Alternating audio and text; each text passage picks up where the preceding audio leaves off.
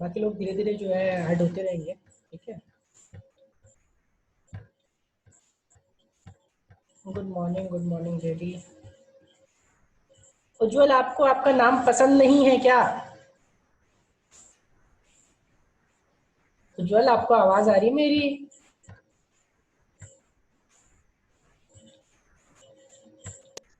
Yes sir. आपको आपका नाम पसंद नहीं है क्या? नहीं सर, वो कल हम ये किए थे। क्या किए थे?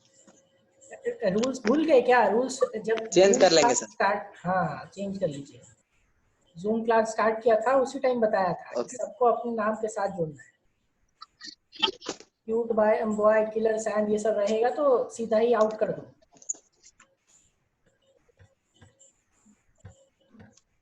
चेंज कर लेंगे सर। मौसम खराब किया हुआ है बहुत। हाँ जेडी, मौसम तो खराब इधर भी है, इधर भी थोड़ा दिक्कत है नेटवर्क का, बट स्टिल चल रहा है। चलो ठीक है, बताओ एक एक करके। ये क्वेश्चन टेस्ट में क्या है, आप लोगों को क्या दिक्कत है, क्या दिक्कत हुआ, ऑनलाइन टेस्ट देने में कैसा लगा? और वैसे भी ये बस डेमो था, सिर्फ आधे घंटे का टेस्ट था। नेक्स्ट टेस्ट के लिए प्रिपेयर रहिए, नेक्स्ट टेस्ट जो होगा वो ऑनलाइन ही होगा। और इस बार जो टेस्ट होगा वो टोटल 1 घंटे का होगा, ठीक है। और इस बार मैं कुछ ऐसा उपाय कर रहा हूँ कि आप लोगों को स्क्रीनशॉट लेने का जरूरत, मुझे रिजल्ट खुद पता चल जाएगा, ठीक है। अभी पिछले बार वाले में वो चीज़ नहीं किया था क्योंकि उसमें मेहनत ज़्यादा था, बट स्टिल इस बार ऐसा करूंगा कि आपका टेस्ट का रिजल्ट खुद अपने आप मेरे पास आएगा, ठीक है। तो इसीलिए 1 घंटे वाले टेस्ट के लिए प्रिपेयर रहिए, और वो भी उसी तरह सेम पैटर्न पे ऑनलाइन ही होगा। अभी फिलहाल लास्ट टेस्ट का जो भी क्वेश्चन में दिक्कत है, पहले ही कल ही मैंने बोल दिया था कि जो भी डाउट्स है वो कलेक्ट कर लो, आप लोग जिनको जो डाउट है वो बताइए।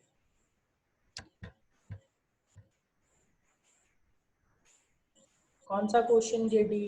क्वेश्चन बताओगे तभी तो।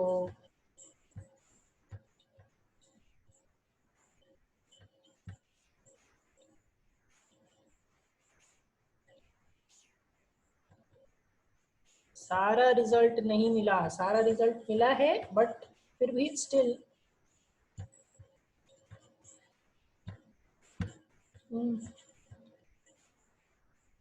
ऑब्जेक्टिव, ऑब्जेक्टिव सब्जेक्टिव पॉसिबल नहीं है बाबू, सब्जेक्टिव आपका यहाँ से ऐसे पॉसिबल नहीं है। और जूम पे मैं टेस्ट लेना नहीं चाहता हूँ, जूम पे टेस्ट लेना नहीं चाहता हूँ कि यहाँ पे मैं बैठा रहूँ क्वेश्चन दूँ, वो पॉसिबल, वो सही नहीं है, ठीक है। बट जो भी टेस्ट होंगे अभी फिलहाल लॉकडाउन तक ऑब्जेक्टिव टेस्ट ही होंगे।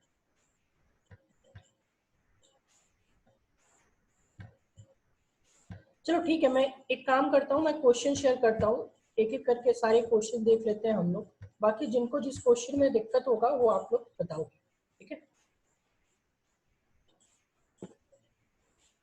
सबसे पहले देखिए, सबसे पहला क्वेश्चन ये है कि polythene piece rubbed with wool is found to have negative charge of this, the number of electrons transferred from wool to polythene piece.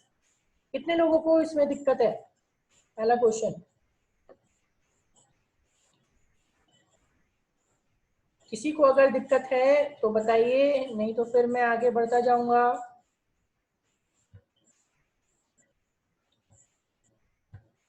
सबका रिप्लाई आना चाहिए, बैठे मत रहिए वरना मैं क्लास में टाइम पास नहीं करूंगा, मैं पहले ही बता रहा हूँ। रिप्लाई नहीं आएगा मैं उठा करके बंद करूंगा टेस्ट का ये, और सीधा ही सेकंड चैप्टर स्टार्ट कर दूंगा।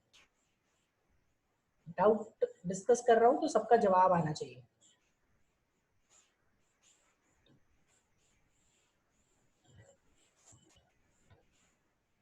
शिवनंदन, क्या आपको दिक्कत है कुछ इसमें?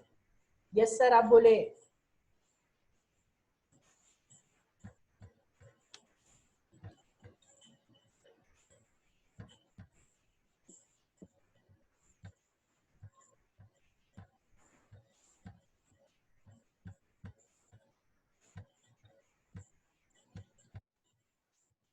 एक्सप्लेन कर दूं? चलो ठीक है। देखो क्या है कि जितने नंबर ऑफ नेगेटिव चार्ज आया, अब नेगेटिव चार्ज आया तो बोला कि कितना से कितना आपका ट्रांसफर हुआ इलेक्ट्रॉन। सबसे पहले ये समझो कि आपका जैसे ही आप यहाँ पे एक मान लो पीस था वूल का और दूसरे को रगड़ा तो एक में नेगेटिव चार्ज आया, जिसमें नेगेटिव चार्ज आता है बाबू, उसमें क्या इलेक्ट्रॉन एक्स्ट्रा आया, तो कितना एक्स्ट्रा आया वो पूछ रहा है। तो कुछ नहीं, Q equals to n e, quantization लगा दो, Q equals to n into e, और यहाँ से क्या है, एन की वैल्यू कितनी हो गई, Q बाई, Q आपको दिया हुआ है, कितना दिया हुआ है भाई, 4 into 10 to the power minus 7, 4 into 10 to the power minus 7, और दिस अपॉन कितना, ई की वैल्यू आपको पता है 1.6 into 10 to the power minus 19, solve कर लो, आंसर आपका 2.5 इंटू कितना आएगा, 10 to the power minus 10 to the power 12 minus 19, ठीक है। चलो नेक्स्ट, जिनको लिखना है सॉल्यूशन लिखते जाइएगा, क्योंकि इसका सॉल्यूशन मैंने बनाया नहीं है तो मैं सॉल्यूशन इसका नहीं भेज पाऊंगा, ठीक है। नेक्स्ट क्वेश्चन पे आते हैं।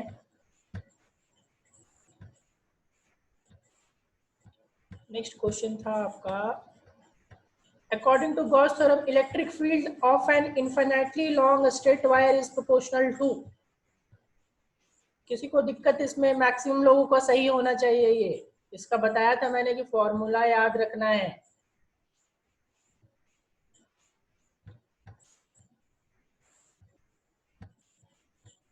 चलो एक काम करता हूँ ना, मैं एक एक करके सारा ही क्वेश्चन डील कर देता हूँ, ठीक है, एक एक करके शॉर्ट में निपटा करके सारा ही क्वेश्चन डील कर देता हूँ, इससे जिसको दिक्कत होगा वो भी ठीक है, नहीं दिक्कत होगा वो भी ठीक है, तो इश्यू नहीं, क्योंकि आप लोग नालायक हो, कोई जवाब सही से नहीं दोगे। देखो सबसे पहले क्या है कि गॉस थ्योरम इलेक्ट्रिक फील्ड जो निकलवाया था याद करो, E इक्वल्स टू क्या निकलवाया था भाई, एक मिनट रुकना, जैसे कुछ दिक्कत आ रहा है,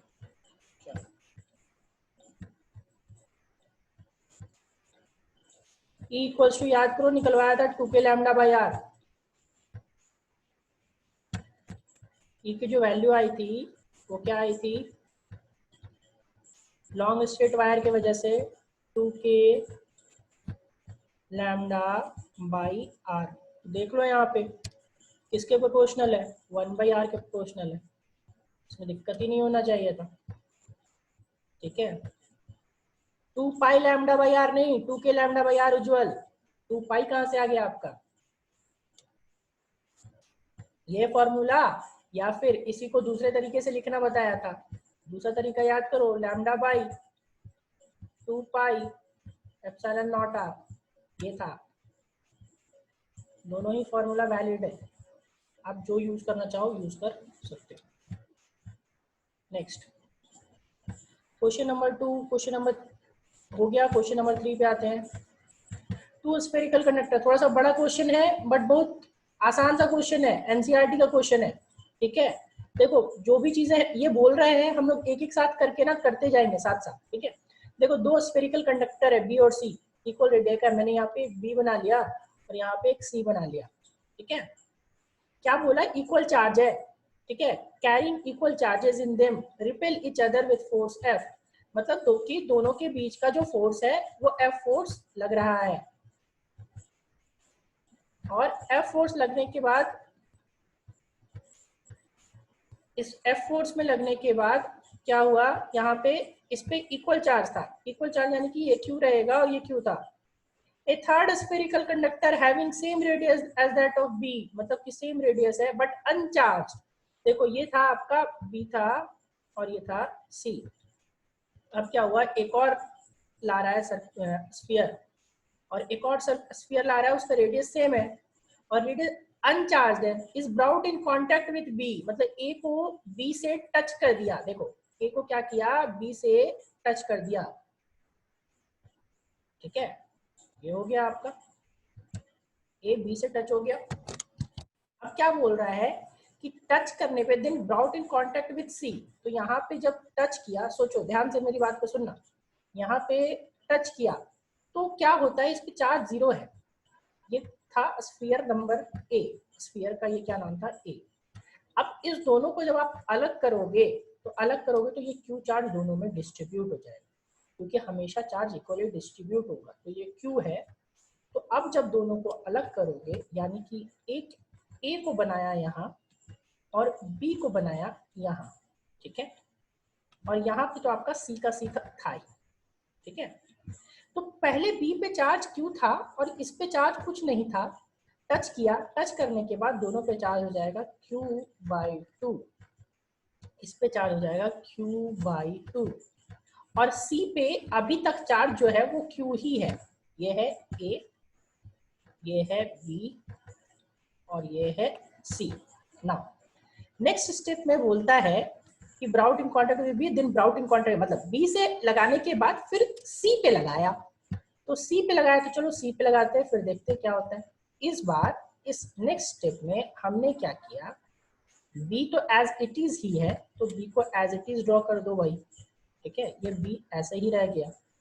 फिर यहाँ पे दो स्फीयर्स आए और दो स्फीयर्स पे हमने क्या, इस दोनों को कांटेक्ट कर दिया, कांटेक्ट।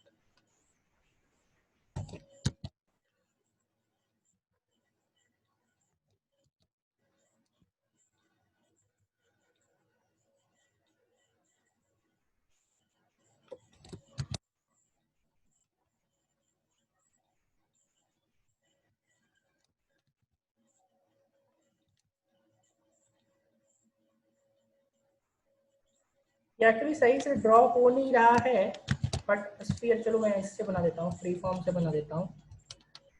ये मान लो यहाँ पे क्या है कि ये सी था और इस बार टच हो गया, ये कौन सा स्फीयर है, ए, ये सी था और ये ए है। तो देखो तो जरा सा सी पे कितना का चार्ज था, क्यू का, और ए पे कितना का चार्ज है भाई, अभी यहाँ से ए पे चार्ज था Q/2 का, ये तो आपका Q/2 है, इस पे ये तो Q/2 हो चुका है, और ये कौन सा स्फीयर है, बी स्फीयर है। और जैसे ही Q/2 इस पे लगाएंगे, ठीक है, अब देखो इस पे फिर से रीडिस्ट्रीब्यूशन होगा, तो Q और Q/2, Q प्लस Q/2 यानी कि 1 प्लस आधा कितना हुआ, डेढ़, डेढ़ का आधा करोगे तो डेढ़ का आधा करोगे कितना होगा भाई, 0.75, 0.75 होगा, तो 0.75, 0.75। अब जब आप दोनों को टच करने के बाद अलग अलग करोगे, ये रहेगा C और ये रहेगा A, ठीक है। तो Q plus Q/2 is 3Q/2, और 3Q/2 का आधा यानी कि 3Q/4, तो देखो ये हो जाएगा 3Q/4, और ये कौन सा स्फीयर है, ये स्फीयर है C, और ये जो हो जाएगा वो हो जाएगा कितना, 3Q/4, ये काम हमारा हो गया। नाउ और finally removed away from both, मतलब कि अब ए को जो है फाइनल स्टेप में क्या किए हम लोग, रिमूव कर दिए, मतलब ये भाग गया, ठीक है। अब फोर्स किसके किसके बीच चाहिए, बी के बीच और सी के बीच, तो देखो जरा सा बी और सी के बीच फोर्स चाहिए, और साथ में बोल रहा है कि आपका यहाँ पे डिस्टेंस का कोई बात नहीं किया है, डिस्टेंस का कोई बात नहीं किया है, तो डिस्टेंस आपका सेम रहेगा, और सेम रहेगा तो यहाँ पे बी है और यहाँ पे सी है, और दोनों पे चार्ज कितना कितना का है, देखो तो जरा सा, इस पे चार्ज है Q/2 और इस पे चार्ज है कितना बाबू, 3Q/4।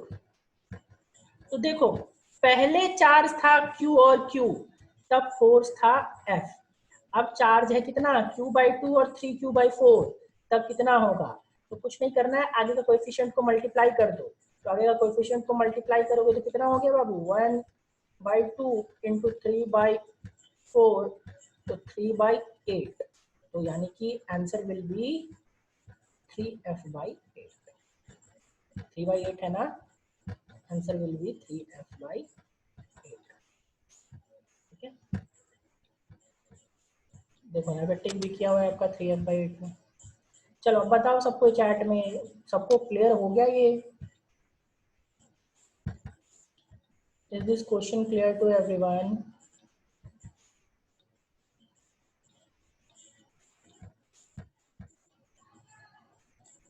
एनसीईआरटी का आपका क्वेश्चन है ये, ठीक है, एनसीईआरटी का क्वेश्चन है, एग्जाम्पल का देखिएगा, सेम क्वेश्चन मिलेगा, हो सकता है डाटा अलग होगा बट क्वेश्चन का पैटर्न सेम।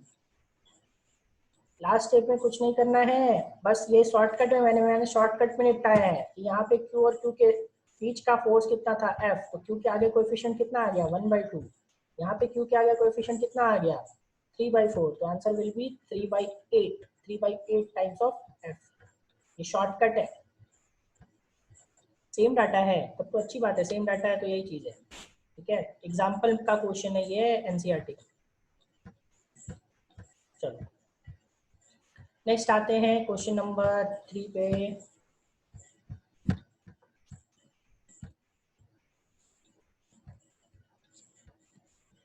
क्वेश्चन नंबर 4 पे,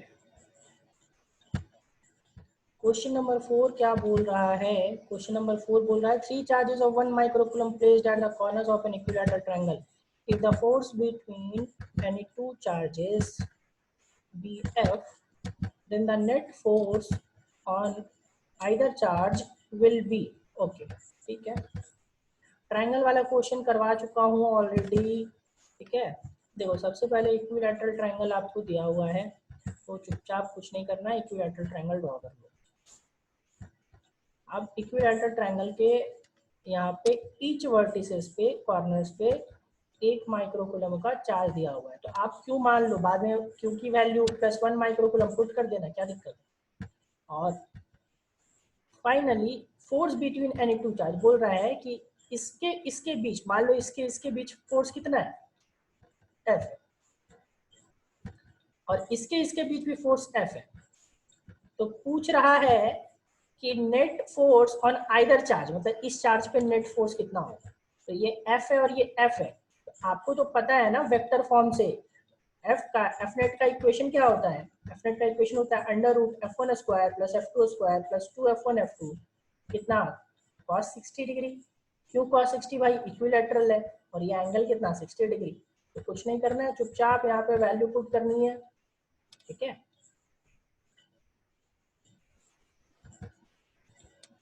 क्या F² + F² + 2F1F2 2F² cos 60 degree cos 60 degree.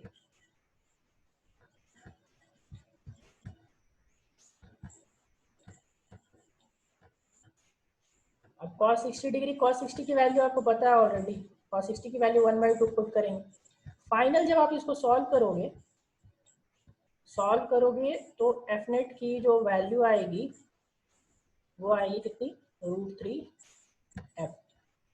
F net की वैल्यू विल बी √3 एफ। यहाँ पे ऑप्शन दिया हुआ नहीं है, प्रिंट करने में थोड़ा सा दिक्कत हुआ है, एफ नेट का वैल्यू हो जाएगा √3 एफ। चलो क्लियर है सबको ये क्वेश्चन, या किसी को कुछ डाउट है।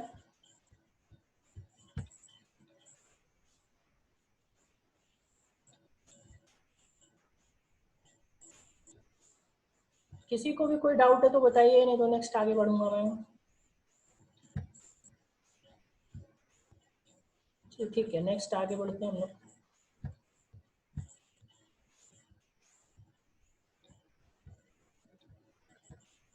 Next question, question number 5th क्या बोल रहा है, बहुत ही तो डेरिवेशन में ही करवाया हुआ है। डेरिवेशन में जब डाइपोल का क्वेश्चन करवाया था तो क्वेश्चन ये बताया था कि the electric field at point on equatorial line of a dipole and direction of the dipole moment will be opposite. देखो क्या बोल रहा है, electric field at point on equatorial line, ठीक है। तो इक्वेटोरियल लाइन आप याद करो कि आपको बताया था कि ये आपका -Q, ये +Q रहता है, ठीक है, ये +Q रहता है। तो इस पॉइंट को एक्सियल पॉइंट बोलते हैं, दिस पॉइंट, यहाँ पे ये जितने पॉइंट्स आ रहे हैं जहाँ पे डॉट्स में दे रहा हूँ अभी, ये सारे पॉइंट क्या होते थे, एक्सियल पॉइंट।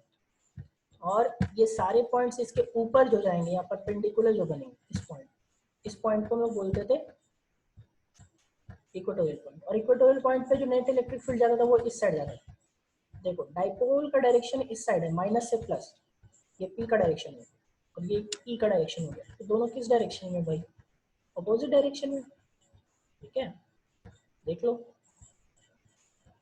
ये इधर जा रहा है राइट हैंड साइड, तो ये किधर जा रहा है लेफ्ट हैंड साइड, इसलिए होगा will be in opposite direction. चलिए नेक्स्ट पे आते हैं 6th। A ring of radius r carries a charge q uniformly distributed over its length. A charge q is placed at its center will experience a force equal to, ठीक है। देखो ऐसे तो इसका डेरिवेशन भी करवा रखा है और बाय लॉजिक भी, अभी दोनों चीजों से बताऊंगा, ठीक है, कि डेरिवेशन भी करवाया है और बाकी सारी चीजें भी है, लॉजिक से भी आप इसको बना सकते हो। कैसे बताता हूँ,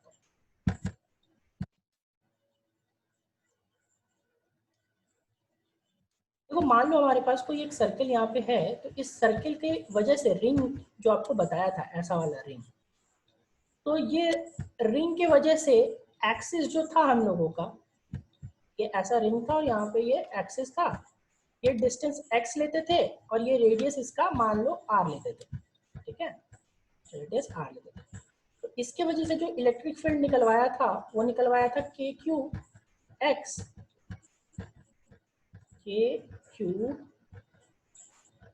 by r square plus x square का power 3/3, r square plus x square का पावर 3/2।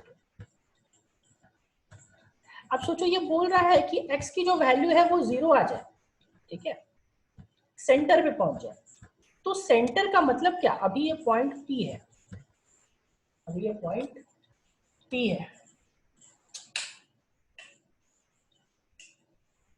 अभी ये पॉइंट P है, और पॉइंट P जब आपका है तो पॉइंट P है, ये सेंटर पे कब पहुंचेगा, जब x की वैल्यू 0 हो जाएगी, और x की वैल्यू 0 हो जाएगी तो P पॉइंट अपने आप सेंटर पे पहुंच जाएगा, ऐसे यहाँ पे रहेगा ये, और ये चुपचाप ऐसा सेंटर पे पहुंच जाएगा। जैसे ही 0 होगा पॉइंट P पहुंच जाएगा सेंटर पे, ठीक है। और सेंटर पे पहुंचने पे x की वैल्यू 0, x की वैल्यू जैसे ही आप इलेक्ट्रिक फील्ड में पुट करोगे, तो इलेक्ट्रिक फील्ड में पुट करोगे तो आपके पास वैल्यू क्या हो जाएगी, 0 into something will be what, 0। Electric field की वैल्यू कितनी हो गई, 0 हो गई ना। ये अब बात था बाय फॉर्मूला। अब बात आते हैं लॉजिक से। देखो ये मान लो यहाँ पे सर्कल दिया और सर्कल के सेंटर पे अपने को फोर्स निकालना है इस जगह। सोचो इस पूरे सर्कल पे प्लस का चार्ज बिछा हुआ है, प्लस का चार्ज चारों ओर है, तो ये प्लस है और यहाँ पे इधर भी कुछ प्लस होगा। तो अगर ये प्लस वाला इस पॉइंट पे जो चार्ज है उसको इधर रिपेल करेगा, तो ये प्लस वाला इधर पे जो चार्ज है वो इसको इधर रिपेल करेगा, यानी नेट फोर्स 0। सिमिलरली अगर यहाँ की बात करो आप इस जगह पे और इस जगह पे, तो ये प्लस वाला इसको अगर इस साइड रिपेल करेगा, तो ये प्लस वाला इसको इस साइड रिपेल करेगा, इसको इस साइड सिमिलरली कहीं से भी लोगे आप तो ऐसे रिपेल करेगा, और नेट फोर्स क्या हो जाएगा, 0। और बार बार डेरिवेशन करवाते टाइम बताया भी है कि कोई भी क्लोज्ड फिगर हो, उसके सेंटर पे अगर आप कोई चार्ज रखोगे तो force will B 0। be it ring, be it triangle, be it square, be it pentagon, be it hexagon, be it heptagon, कुछ भी एनीथिंग, उसके सेंटर पे अगर आप फोर्स रखोगे और हर जगह यूनिफॉर्म चार्ज डिस्ट्रीब्यूशन है वर्टिसेस पे, तो उसका क्या होगा, फोर्स विल बी 0। इसलिए ये रिंग था, रिंग के कहीं पे भी आप एक यूनिफॉर्म डिस्ट्रीब्यूशन है, देखो लिखा हुआ है यहाँ पे क्वेश्चन में कि charge Q is uniformly distributed, तो यूनिफॉर्म डिस्ट्रीब्यूशन था, तो सेंटर पे कुछ भी चार्ज रखो आप उस पर force will be. Is it clear to everyone by both methods, दोनों मेथड आपको समझ में आना चाहिए। पहला मेथड बाय फॉर्मूला, दूसरा method by logic, direct thinking से आप कर सकते हो बिना कोई डेरिवेशन किए, बिना कोई ये लिखे।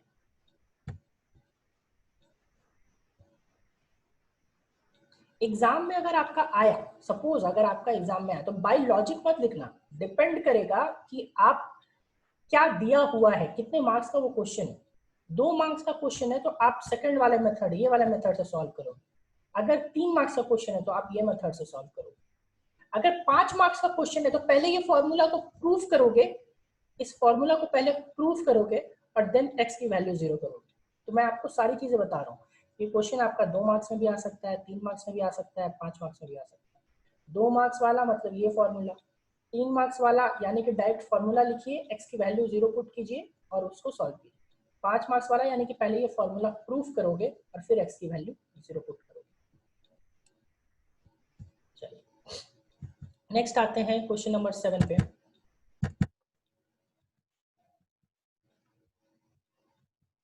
क्वेश्चन नंबर 7 क्या बोलता है, ये क्वेश्चन नंबर 7 तो मैं बताने से रहा, आई थिंक ये मैं बता चुका हूँ ऑलरेडी असाइनमेंट में। असाइनमेंट का क्वेश्चन नंबर 27 या 35 है, ठीक है। असाइनमेंट से ही दिया था ये क्वेश्चन, क्वेश्चन का ये क्वेश्चन का नंबर 37 है, ठीक है। आप लोग चेक करना, असाइनमेंट में सॉल्यूशन भी दिया हुआ है, मैंने बताया भी हुआ है। ये सेम क्वेश्चन आपको एक रो करके बताया भी है, ठीक है। याद आ रहा है सबको कि नहीं याद आ रहा? असाइनमेंट में सेम क्वेश्चन है, क्वेश्चन नंबर आप 37 के आसपास या 25 के आसपास चेक करना, ठीक है। किसी को इस क्वेश्चन में दिक्कत है क्या? आप प्लीज एक बार, जो लोग हैं असाइनमेंट, आप एक बार चेक करना।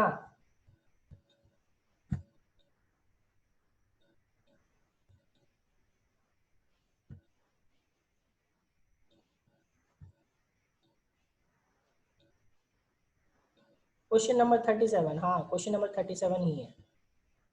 37 भी बताया था कि मैंने 25 की तरह ही बनेगा। चलो ठीक है, नेक्स्ट क्वेश्चन पे आते हैं। Next question is two parallel infinite line charges plus lambda and minus lambda placed with a separation distance r in free space. The net electric field exactly midway between the two line charges is. ठीक, चलो मान लो यहाँ पे आपको एक line दिया हुआ है, इस लाइन दिया हुआ है, इनफाइनाइट है दोनों, दोनों के बीच का डिस्टेंस क्या है? r है, ठीक है। तो दोनों के बीच का डिस्टेंस यहाँ पे r है, तो ये प्लस लैम्डा है और ये माइनस लैम्डा है। याद करो, प्लस लैम्डा की वजह से अभी बताया था कि होता है 2k lambda by R, 2k lambda by R, ठीक है। और इसके वजह से क्या होगा? 2k लैम्डा बाई आर इसके वजह से भी होगा, लेकिन जस्ट अपोजिट डायरेक्शन में होगा। क्यों अपोजिट डायरेक्शन में? क्योंकि माइनस है, ठीक है। मान लो यहाँ पे मिड पॉइंट पे चाहिए अपने को, तो मिड पॉइंट पे चाहिए तो यहाँ पे ये डिस्टेंस कितना है बाबू? r/2। और ये डिस्टेंस कितना है? ये डिस्टेंस भी कितना है? r/2, ठीक है। नेक्स्ट क्या करेंगे? ये देखो, ये इसके वजह से इस पॉइंट पे जो होगा वो इस साइड होगा, ये मान लेते हैं ए, ठीक है, और ये मान लेते हैं बी। तो ए की वजह से इस साइड होगा, क्या हो जाएगा? ई ए, ठीक है।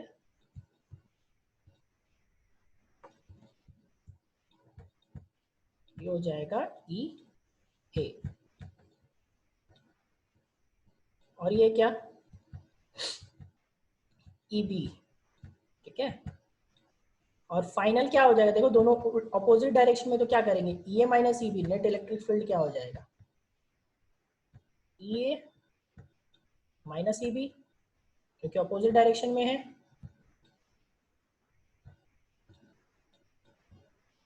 माइनस ई आपको दिया हुआ है, कितना दिया हुआ है? 2k lambda by R. लेकिन आर की जगह पे आप क्या पुट करोगे? ध्यान से देखो, आर की जगह पे r/2 पुट करोगे।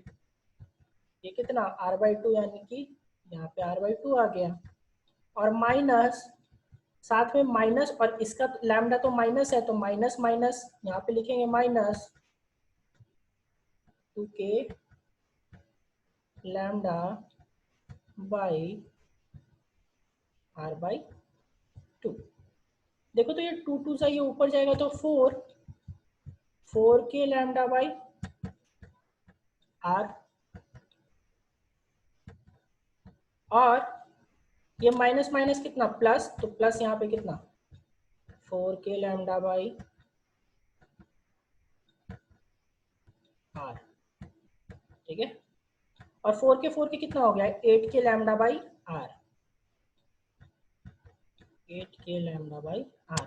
फाइनल क्या करना है आपको? k की वैल्यू पुट कर देनी। k की वैल्यू कितनी होती थी? 1/4 पाई एप्सिलॉन नॉट। तो 8 lambda by 4 pi epsilon naught R, 4 pi epsilon naught are. ये 4 से कितने बार जाएगा? 2 टाइम्स। आंसर कितना आया? 2 lambda by pi epsilon naught R. 2 lambda by pi epsilon naught R. ठीक है,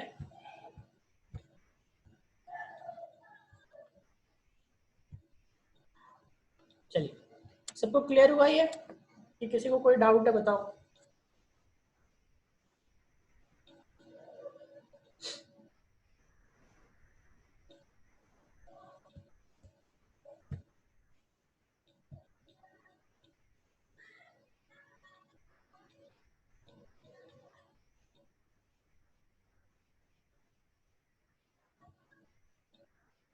चलो ठीक है, नेक्स्ट क्वेश्चन पे आते हैं।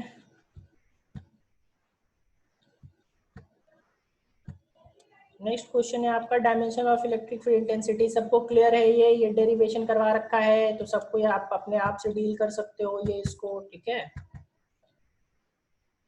बहुत आसान सा क्वेश्चन था, फॉर्मूला में दिया हुआ है। मैंने बोला भी था आप लोगों को कि आप कहते हैं ये इंटेंसिटी का डायमेंशन पूछता है। नेक्स्ट क्वेश्चन आते हैं।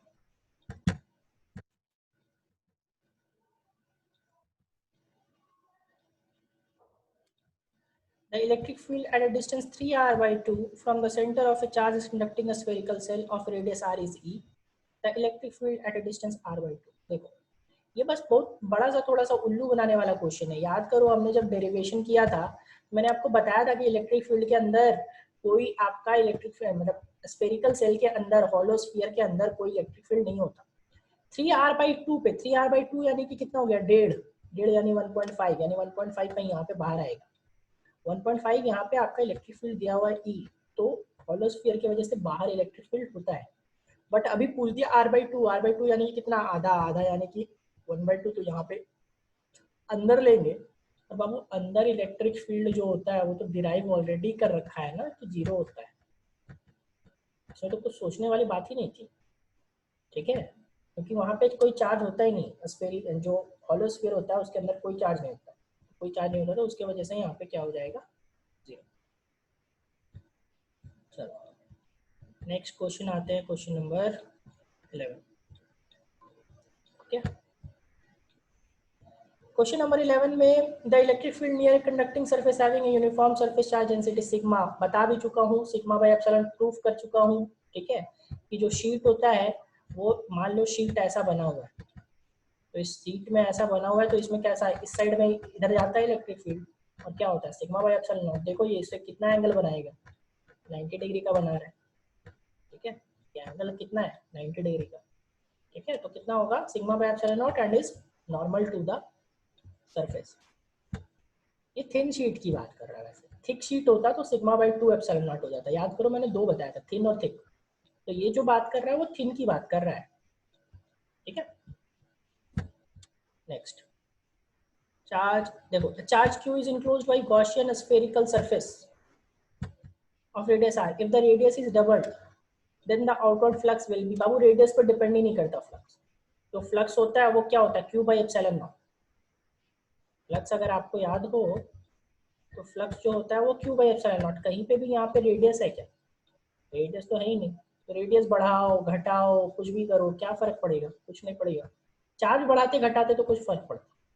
ठीक है, जेडी आपने शायद इसी में गलती किया था। तो ये क्यू बाई एप्सिलॉन नॉट होगा तो उसमें रेडियस पे कोई फर्क ही नहीं पड़ने वाला, तो आपका इलेक्ट्रिक फ्लक्स पे कोई फर्क पड़ेगा नहीं, क्योंकि यहाँ रेडियस फॉर्मूला में कहीं आ ही नहीं रहा। ठीक है, नेक्स्ट क्वेश्चन पे आते हैं, क्वेश्चन नंबर 13।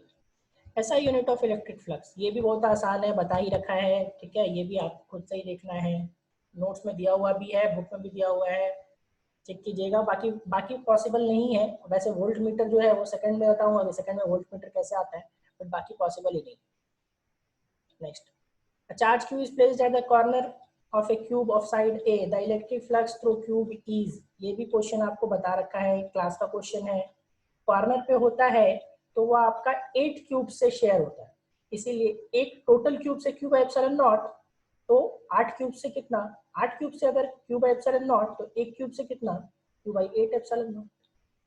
ठीक है, आंसर जो था वो डी। नेक्स्ट क्वेश्चन नंबर 15, ये भी डाइलेक्ट्रिक फील्ड, ये भी आपके नोट्स में दिया हुआ है। जो रेशियो होता है एक्सियल पॉइंट का और इक्वेटोरियल पॉइंट का, वो 1:2 दिया हुआ है। जाके चेक कीजिएगा नोट्स में, सिंपल सा मैंने पहले ही नोट में बना करके दे दिया इंपॉर्टेंट पॉइंट में। जो रेशियो होगा वो 1:2 होता है। प्रूफ भी किया था आपका कि एक का आता है kp/r³, तो दूसरे का आता है 2 kp/r³। याद करो। Next, charge q is divided into two parts, q minus q. What is the value of 4q for maximum force between them? ये भी नोट्स में दिया हुआ है। जो नोट्स मैंने पूरा साइन बना करके दिया है उसमें ये चीज दिया है, प्लस असाइनमेंट में भी दिया है। असाइनमेंट में प्रूफ किया था इसको कि भाई मैक्सिमम मिनिमम लगा के इसको प्रूफ किए थे। q/2 होता है तो ही मैक्सिमम होता है। ये भी आपके नोट्स में दिया हुआ है, सेम क्वेश्चन है, चेक कीजिएगा आप लोग। अब आते हैं क्वेश्चन नंबर 17 पे। ठीक है, चलो एक काम करो आप लोग, एक्चुअली टाइम 1:45 मिनट ही बचा हुआ है, तो आप लोग एक बार रिकनेक्ट हो जाओ। ठीक है, फिर मैं क्वेश्चन नंबर 17 से डिस्कस करता हूँ।